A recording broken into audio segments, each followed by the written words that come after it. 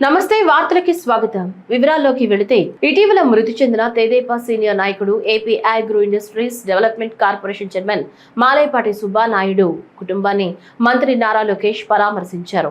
ఆయన చిత్రపటానికి పూలమాల వేసి నివాళులర్పించారు. పార్టీ అండగా ఉంటుందని భరోసా ఇచ్చారు. అంతకుముందు నెల్లూరు జిల్లా కావలి చేరుకున్న లోకేష్ కు ఎమ్మెల్యే వెంకటకృష్ణారెడ్డి పార్టీ నాయకులు ఘన స్వాగతం పలికారు. ముసునూరు టోల్ ప్లాజా నుంచి దగదర్తి వరకు ర్యాలీగా వెళ్లారు. మాలేపాటి కుటుంబాన్ని పరామర్శించిన అనంతరం లోకేష్ మాట్లాడుతూ కార్యకర్తలకు తెదేపా ఎప్పుడూ అండగా ఉంటుందన్నారు.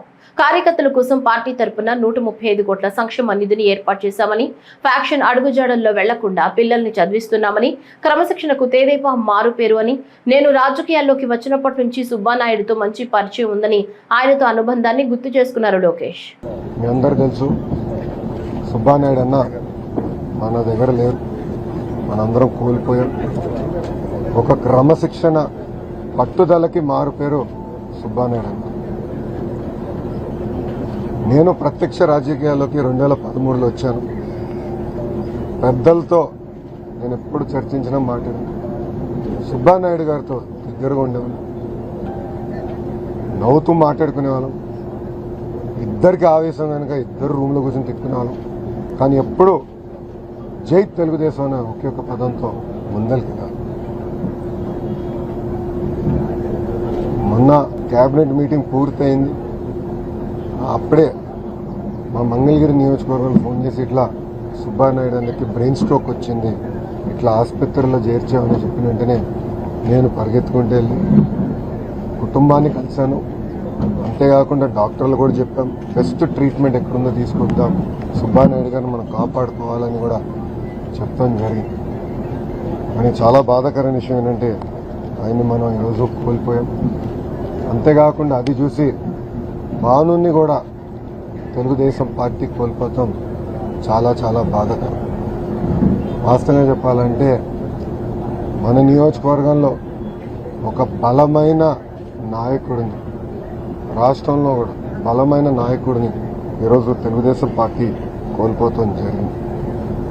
ఒక మండల పార్టీ అధ్యక్షుడిగా, పార్టీ ఉపాధ్యక్షుడిగా, ఏకంగా ఈరోజు ఒక కార్పొరేషన్ చైర్మన్గా సుబ్బానాయుడు గారు పార్టీకి, ప్రజలకి అనేక సేవలు అందించారు.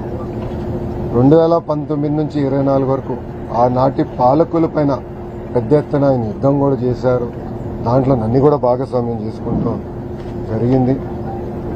నేను చూశాను, ఆనాడు కరుణాకర్ వాళ్ళ ఇల్లు, ఆ భూమి ఒక వైకాపా నాయకుడి ఇంటికి ఎదురుగా ఉంది, దారి చిన్నగా ఉంది, దారి పెద్దగా ఉంటే బాగుంటుందన్న ఆలోచనతో కరుణాకర్ కుటుంబాన్ని వేధించి కరుణాకరే ఆత్మహత్య చేసుకునే పరిస్థితి తీసుకొచ్చారు గత పాలకులు. ఆనాడు సుబ్బానాయుడు గారి నాయకత్వంలో మేమందరం ఇక్కడికి వచ్చి కుటుంబానికి అండగా నిలబడతామే కాదు, ఎవరి దగ్గర అయితే వాళ్ళ భూమి పత్రాలు తాకట్టు పెట్టించారో అది సుబ్బానాయుడు గారు సొంత డబ్బులు ఖర్చు పెట్టి నడిపిస్తాం కూడా జరిగింది. దాని తర్వాత మా జాతీయ అధ్యక్షులు వారు, గౌరవ ముఖ్యమంత్రి చంద్రబాబు నాయుడు గారు నియోజకవర్గానికి ఎప్పుడొచ్చినా ఏ కార్యక్రమం చేసినా పెద్ద ఎత్తున జయప్రదం చేసేదానికి ఒక ఇన్ఛార్జ్గా ఆయన చాలా కష్టపడ్డారు. మంత్రులు, హెచ్ఓడీలు, సెక్రటరీలతో ముఖ్యమంత్రి నారా చంద్రబాబు నాయుడు సమావేశం నిర్వహించారు. ఇప్పుడు ఆ వివరాలు చూద్దాం. ఒక విజన్ డాక్యుమెంట్ కూడా తయారు చేసుకున్నాం, 2047 తయారు చేసుకున్నాం. ఇందులో కూడా నిర్దిష్టమైనటువంటి టార్గెట్స్ పెట్టుకున్నాం. ఆ టార్గెట్స్ కూడా ఇయర్ వైజ్ ఏ విధంగా ఉండాలి, అదే సమయంలో దాన్ని బైఫర్కేషన్ కూడా బ్యాక్వర్డ్ ఇంటిగ్రేషన్ చేసి క్వార్టర్లీ ఎట్టుండాలి, మంత్లీ ఎట్టుండాలి, ఇవి కూడా ఒక నిర్దిష్టమైన టార్గెట్స్ పెట్టుకొని ఒక జిఎస్టిపినే కాకుండా కొన్ని డిపార్ట్మెంట్స్ మనం చూస్తే హ్యూమన్ రిసోర్స్ డెవలప్మెంట్ గా పనిచేస్తాయి, కొన్ని డిపార్ట్మెంట్ రెగ్యులేటరీ డిపార్ట్మెంట్లుగా ఉన్నాయి, కొన్ని డిపార్ట్మెంట్లు సర్వీస్ స్టాండర్డ్స్, వెల్ఫేర్ ప్రొవైడ్ చేసే పరిస్థితిలో ఉంటాం. ఇవన్నిటిని కూడా ఎకో సిస్టమ్ కరెక్ట్ గా ఉంటేనే మనం అనుకున్న టార్గెట్స్ మనం అచీవ్ చేస్తాం. అప్పుడే సస్టైనబిలిటీ ఉంటుంది. దానికోసం నేను ఎక్కువ మాట్లాడకుండా మళ్ళీ ఈరోజు జిల్లా కలెక్టర్స్ ని, అదే మరిగా డిస్ట్రిక్ట్ లోని అడ్మినిస్ట్రేషన్ కూడా తీసుకున్నాం. ఇంకొక పక్కన వేళ్లే కాకుండా ఎక్కడికక్కడ ఒక్కొక్క కాన్స్టిట్యున్సీకి ఒక సీనియర్ ఆఫీసర్ ని పెట్టి అసెంబ్లీ వారిగా విజన్ ని రియలైజ్ చేయడం కోసం ఒక టాస్క్ ఫోర్స్ క్రియేట్ చేశాం. వాళ్ళు కూడా లైన్ లేక రమ్మని చెప్పడం జరిగింది. ఆ విధంగా జిల్లా కాన్స్టిట్యున్సీ స్పెషల్ ఆఫీసర్ కూడా ఈ లైన్ లో ఉన్నారు. ఇక్కడుండే అడ్మినిస్ట్రేషన్ అంతా కూడా ఒక పక్క ministers, secretaries, head of the departments ఉన్నాం. మనం అందరం కూడా గుర్తుపెట్టుకోవాల్సింది ఒకే విజన్, ఒకే డైరెక్షన్. ఏపీలో ఈగల్ వ్యవస్థను స్థాపించాక ఏడాదిన్నరలో జీరో గంజాయిగా మార్చామని హోంమంత్రి అనిత అన్నారు. మంగళగిరిలో నిర్వహించిన మీడియా సమావేశంలో ఆమె మాట్లాడారు. డ్రగ్స్ వద్దు బ్రో అనే నినాదాన్ని స్కూల్ స్థాయిలోకి తీసుకువెళ్తున్నట్లు చెప్పారు. గతంలో గంజాయికి బానిసగా మారిన పిల్లల్ని చూసి తల్లిదండ్రులు తల్లడిల్లిపోయారన్నారు. యువత భవిష్యత్తుకు భరోసా కల్పించాలనే ఈగల్ వ్యవస్థను తీసుకొచ్చినట్లు వివరించారు. మినిస్టర్ గా ప్రమాణ స్వీకారం చేసి ఇంకా నేను ఛార్జ్ తీసుకోక ముందుగానే గౌరవ్ లోకేష్ గారు నాకు కాల్ చేసి, అమ్మ మనం దీని మీద దృష్టి పెట్టాలి, మీరు నేను కలిసి కోఆర్డినేషన్తో పనిచేస్తే డెఫినెట్గా మెరాకిల్స్ సృష్టించవచ్చు, యువత భవిష్యత్తు మీద మాకు మంచి భరోసా కల్పించవచ్చు అని చెప్పిన తర్వాత ఆ రోజు నుంచి ఈ రోజు వరకు కూడా ప్రత్యేకమైన దృష్టి పెట్టి ఒక ఈగల్ సంస్థను ఏర్పాటు చేసి, ఒక ఐజీ స్థాయి వ్యక్తిని ఏర్పాటు చేసి, ఒక ప్రత్యేక విభాగంగా దాన్ని పెట్టి ఈరోజు పూర్తి వాళ్ళకి పవర్లు ఇచ్చి ఈరోజు ఈగల్ సంస్థ నడిపిస్తూ ఉంటే, ఒక పక్క నుంచి డ్రగ్స్ వద్దు బ్రోని క్యాంపెయిన్ని సుమారుగా 50,000 స్కూల్స్లో ఈ రోజుకి మేము కండక్ట్ చేసి, డ్రగ్స్ వల్ల వచ్చే నష్టాలు, డ్రగ్స్ తాలూకా కేసుల్లో ఇరుక్కుంటే వాళ్ళ భవిష్యత్తు ఎలా పాడవుతుంది అని ఎన్డీపీఎస్ యాక్ట్స్ మీద, చట్టాల మీద కూడా అవగాహన కల్పించే పరిస్థితి మేము తీసుకొస్తా ఉంటే, ఈ రోజుకి కూడా జగన్మోహన్ రెడ్డి పరిస్థితి ఎలా ఉంది అంటే, వాళ్ళ తాలూకా మాఫియా పరిస్థితి ఎలా ఉంది అంటే, మా ప్రభుత్వం డ్రగ్స్ వద్దు బ్రో అంటే వాళ్ళు కాళ్ళు ముందుకొచ్చి డ్రగ్స్ తీసుకో బ్రో అనే పరిస్థితిలో ఈరోజు వచ్చారంటే నిజంగా సిగ్గుపడే పరిస్థితి. నేను ఎందుకు ఈ సందర్భంలో మాట్లాడుతున్నానంటే, ఈ సందర్భంలో నేను మాట్లాడాలి కాబట్టి ఈరోజు నేను మాట్లాడడానికి వచ్చాను. ఎందుకంటే ఈరోజు ఒక అర్హత లేని వ్యక్తి, ఒక యువత భవిష్యత్తు గురించి మాట్లాడే అర్హత లేని వ్యక్తి, యువతని ఎలాగ ముందుకు తీసుకెళ్లాలనే అంశం మీద మాట్లాడడానికి అర్హత లేని వ్యక్తి జగన్మోహన్ రెడ్డి వాళ్ళ విద్యార్థి విభాగాన్ని కొంతమందిని యువతిని కలిసి ఈరోజు కూర్చోబెట్టి ఒక ట్రైనింగ్ ప్రోగ్రామ్ ఏదో పెట్టాడంట. అసలు ఆ ట్రైనింగ్ పెట్టేదానికి నీకు అసలు అర్హత ఉందా అని నేను జగన్మోహన్ రెడ్డిని అడుగుతున్నా. ఆ పులివెందుల ఎమ్మెల్యేకి కనీసం అర్హత ఉందా అని నేను అడుగుతున్నా. ఎందుకంటే నీ విద్యార్థి విభాగం నాయకుడు కొండారెడ్డి వైజాగ్లో ఏయూలో ఎంబీఏ చేస్తూ ఈ డ్రగ్స్ని దాందాగా చేస్తూ మొన్న ఈగల్కి టాస్క్ ఫోర్స్ డిపార్ట్మెంట్కి పట్టుబడిన సంగతి జగన్మోహన్ రెడ్డికి తెలీదా? జగన్మోహన్ రెడ్డికి తెలియకుండానే జరిగిందా?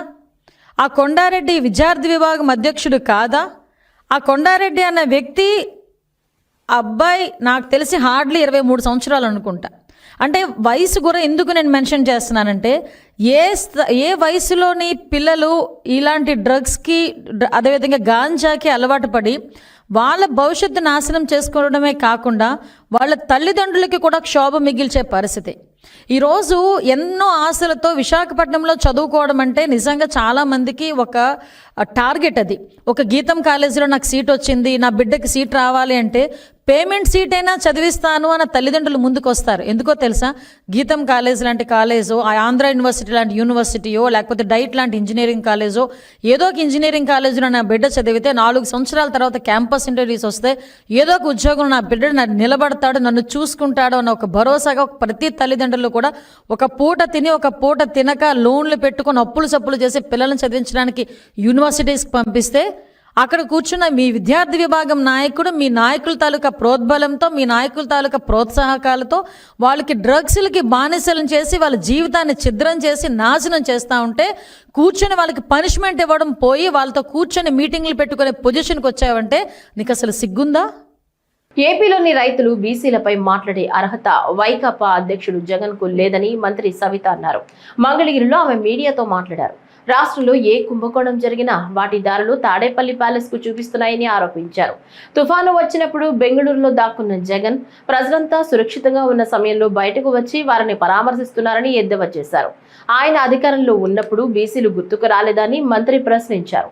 వైకాపా హయాంలో బీసీలపై దాడులు జరిగాయని మండిపడ్డారు. గతంలో మేము ప్రతిపక్షంలో ఉన్నప్పుడు కూడా మీరు చేస్తున్నది తప్పు, కల్తీ మద్యం చేస్తున్నారు, దోచుకుంటున్నారు, ప్రజల ఆరోగ్యాలతో ఆడుకుంటున్నారు అన్న విషయం మేము ప్రతిపక్షంలో ఉన్నప్పుడు కూడా తెలియజేశాం. మరి మన ముఖ్యమంత్రి కూటమి అధికారంలోకి రాగానే మన ముఖ్యమంత్రి గారు ఎక్సైజ్ పాలసీ తీసుకురావడం, నాణ్యతమైన మందు ఈరోజు సప్లై చేయడం మనందరికీ తెలిసిన విషయమే. మరి కల్తీ మద్యం కూడా జరుగుతోంది. ఆ కల్తీ మద్యం మామూలుగానే కల్తీ అంటేనే అబద్ధాలు అంటేనే దోచుకోవడం దాచుకోవడం అంటేనే గంజాయి అంటేనే మనందరికీ తెలిసి ఎవరు చేస్తున్నారు. చట్టం తన పని చేసుకుంటూ పోతుంది. అబద్ధాలు చెప్పారని ప్రజలందరికీ తెలుసు. మరి ఏవన్ జనార్దన్ రావు గారు, జోగి రమేష్ గారు ఫ్యామిలీ ఫ్రెండ్స్ అంటారు. జగన్మోహన్ రెడ్డి గారు ఏమంటారు? జనార్దన్ రావుకిలోను జోగి రమేష్కి పరిచయమే లేదంటారు. మరి ఎవరు వాళ్ళ అధినాయకుడి మాట నమ్మాలా? మరి జనార్దన్ రావు ఏమన్నా జనార్దన్ రావు గారి మాట నమ్మాలా? చట్టం తన పని తను చేసుకుంటుంది. వాళ్ళు గవర్నమెంట్ మీద బురద జల్లాలని చూస్తున్నారు. ఇప్పుడు జగన్మోహన్ రెడ్డి గారు బీసీ కార్డు గుర్తొస్తుంది. గత 5 సంవత్సరాలుగా జగన్మోహన్ రెడ్డి గారికి బీసీల పైన మరి ఏ విధంగా అమర్నాథ్ గౌడ్ బీసీ, చంద్రయ్య బీసీ, ఈరోజు ఇక్కడి నుంచే అమరావతి నుంచి తిరుమల దేవస్థానానికి పాదయాత్ర చేసిన రైతులు, మరి బీసీలు, మహిళలు, రైతులు. ఈరోజు సడన్గా జగన్మోహన్ రెడ్డి గారికి రైతులు గుర్తొస్తారు, బీసీ కార్డులు గుర్తొస్తారు, మహిళలు గుర్తొస్తారు, మరి తుఫాన్ గుర్తొస్తుంది, వరదలు గుర్తొస్తాయి జగన్మోహన్ రెడ్డి గారు. ఇదే వరదలు వచ్చినప్పుడు జగన్మోహన్ రెడ్డి గారు ఇక్కడ ఉండరు. ఇదే తుఫాన్ వచ్చినప్పుడు జగన్మోహన్ రెడ్డి గారు ఇక్కడ ఉండరు. ఇన్నేళ్ళుగా జగన్మోహన్ రెడ్డి రాజకీయాల్లో ఉన్నారు. ఏ రోజన్నా బురదలోకి దిగారా? ఆయన ముఖ్యమంత్రిగా ఉన్నప్పుడు బురదలోకి దిగారా? రైతుల గురించి మాట్లాడారా? ఈ రోజు జగన్మోహన్ రెడ్డి గారికి తుఫాన్ ఆగిపోయింది. మరి ముఖ్యమంత్రి చంద్రబాబు నాయుడు గారు, డిప్యూటీ సీఎం గారు, మరి నారా లోకేష్ గారు, గ్రూప్ ఆఫ్ మినిస్టర్స్, రాష్ట్ర వ్యాప్తంగా నియోజకవర్గంలో ఉండే ఎమ్మెల్యేలు అందరి దిశ నిర్దేశించారు చంద్రబాబు నాయుడు గారు. ఇంత తుఫాన్ జరిగినా మరి ప్రాణ నష్టం కానీ పంట నష్టం కానీ ఏం జాగ్రత్తలు తీసుకోవాలో తీసుకున్నాం కాబట్టి ఈరోజు ప్రజలు సురక్షితంగా ఉన్నారు.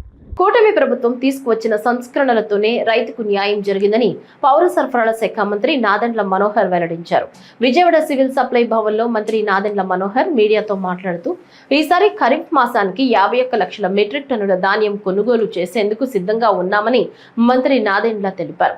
అంటే 12,200 కోట్లు విలువైన ధాన్యం కొనుగోలుకు సిద్ధమైనట్లు చెప్పారు. ఈ ఏడాది ధాన్యం కొనుగోలుకు 4,041 రైతు సేవా కేంద్రాలు, 3,803 ధాన్యం కొనుగోలు కేంద్రాలు, 16,700 మంది సిబ్బందితో ధాన్యం కొనుగోలుకు సిద్ధమవుతున్నట్లు తెలిపారు. గత ఏడాది అనుభవాల దృష్ట్యా 6 కోట్ల గోతాలను సిద్ధం చేసినట్లు తెలిపారు. గత ప్రభుత్వం దాదాపు 1,670 కోట్ల బకాయిలు వదిలి వెళ్లిందని, కొన్ని సందర్భాల్లో రైతులకు చెల్లించాల్సిన ఆ బకాయిలను 6 నెలలు మించి 9 నెలల వరకు ఇవ్వలేదని గుర్తు చేశారు. సప్లైస్ కార్పొరేషన్లో ముఖ్యంగా రైతులను ఏ విధంగా మేము ఆదుకోవాలి, రైతు పక్షపాతిగా మేము ప్రతిరోజు వ్యవహరించే విధంగా ఒక మార్పు తీసుకురావాలనేది ఒక స్పష్టమైన ఆలోచనతోటి గౌరవ ముఖ్యమంత్రి గారు చంద్రబాబు నాయుడు గారు, అదేవిధంగా మన రాష్ట్ర ఉప ముఖ్యమంత్రి పవన్ కళ్యాణ్ గారి సూచనలతోటి ఈ కార్యక్రమాన్ని లోతుగా అధ్యయనం చేసుకుని ప్రిపేర్ అవుతూ వస్తూ ఉన్నాం. అనేక సందర్భాల్లో మీరు గతంలో చూశారు ఏ విధంగా దళారులను ప్రోత్సహించి రైతాంగానికి నష్టం కలిగే విధంగా క్షేత్రస్థాయిలో ధాన్యం కొనుగోలు విషయంలో చివరికి ప్రభుత్వం పైన, ప్రభుత్వ అధికారుల పైన, ప్రభుత్వ వ్యవస్థ పైన నమ్మకం కోల్పోయే విధంగా రైతాంగం చాలా బాధాకరమైన సంఘటనలు ఎదురు చూశారు. ఆ పరిస్థితులు మార్చడానికి కోసం గత సంవత్సరం ఖరీఫ్ మాసంలో 34 లక్షల మెట్రిక్ టన్నుల ధాన్యం కొనుగోలు చేసినప్పుడు ఎక్కువగా మేము ఆ రోజు ఎదుర్కొన్న సమస్యలు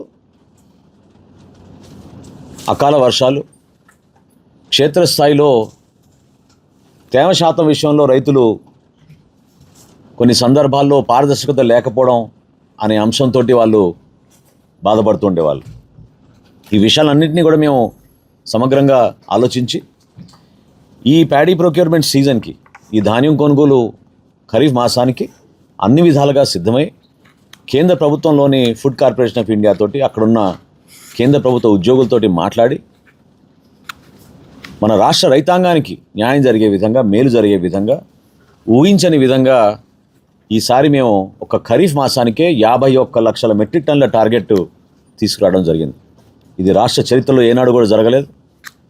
ఒక ఖరీఫ్ మాసంలోనే 51 లక్షల మెట్రిక్ టన్నుల ధాన్యం కొనుగోలు చేయడానికి సుమారు 12,200 కోట్ల రూపాయల ధాన్యం కొనుగోలు చేయడానికి మేము సిద్ధమయ్యాం. ఈ ప్రక్రియకి రాష్ట్ర వ్యాప్తంగా స్థానికంగా ఉన్న వ్యవసాయ శాఖ అధికారులు, మార్కెటింగ్ శాఖ అధికారులు, పిఎస్సిఎస్ సిబ్బంది, క్షేత్రస్థాయిలో ఉన్న మన రెవెన్యూ సిబ్బంది, జిల్లా జాయింట్ కలెక్టర్ల దగ్గర నుంచి అనేక సందర్భాల్లో మీటింగ్లు జరుపుకొని 4041 రైతు సహాయ కేంద్రాలు, 3803 ధాన్యం కొనుగోలు కేంద్రాలు, ఇందులో 16,714 సిబ్బంది వీళ్ళందరినీ కూడా సిద్ధం చేసి ఎక్కడ కూడా ఎటువంటి ఇబ్బంది రాకుండా వారికి పూర్తి స్థాయిలో అవగాహన కల్పించడమే కాకుండా ఒక స్టాండర్డ్ ఆపరేటింగ్ ప్రోటోకాల్, అంటే ఒక్కొక్క దిశలో ఏ విధంగా పనిచేసుకుంటూ వెళ్ళాలి, సమస్య వచ్చినప్పుడు ఏ విధంగా రియాక్ట్ అవ్వాలి, ఎంత త్వరగా రియాక్ట్ అవ్వాలనే దానిపైన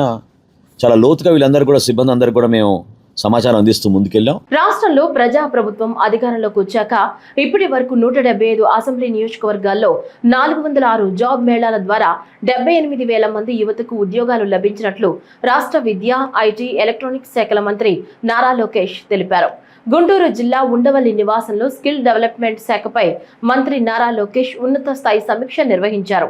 ఈ సమావేశంలో మంత్రి లోకేష్ మాట్లాడుతూ జాబ్ మేళాలో మరిన్ని సంస్థలను భాగస్వాములను చేసి యువతకు పెద్ద ఎత్తున ఉద్యోగాలు కల్పించేలా చూడాలన్నారు. గ్లోబల్ మార్కెట్లో డిమాండ్కు అనుగుణంగా డిజిటల్, ఏఐ సాంకేతికతలపై విద్యార్థులకు శిక్షణ ఇవ్వాలని సూచించారు.